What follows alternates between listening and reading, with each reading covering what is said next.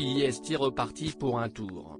Troisième confinement généralisé pour la France, qui voit à nouveau ses commerces jugés non essentiels baisser le rideau, les déplacements de ses habitants réduits à un certain rayon et, une première depuis le printemps 2020, ses crèches et ses établissements scolaires fermés. Ces nouvelles mesures, déjà appliquées dans 19 départements avant les annonces d'Emmanuel Macron ce mercredi 31 mars, ont été étendues à l'Hexagone dès samedi, 19h.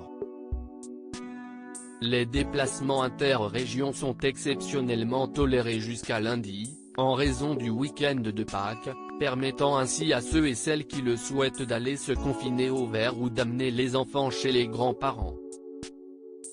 Qui dit confinement dit bien évidemment attestation de déplacement dérogatoire, pour justifier sa présence hors des murs de son logement à une certaine heure ou un certain endroit. Elle est désormais disponible en ligne sur le site du ministère de l'Intérieur et devra être utilisée pour tous les déplacements excédant les 10 km au-delà du domicile. Si vous restez dans ce rayon hors couvre-feu, 6h, l'attestation n'est pas nécessaire, et un justificatif de domicile suffira. Quand le télétravail est impossible.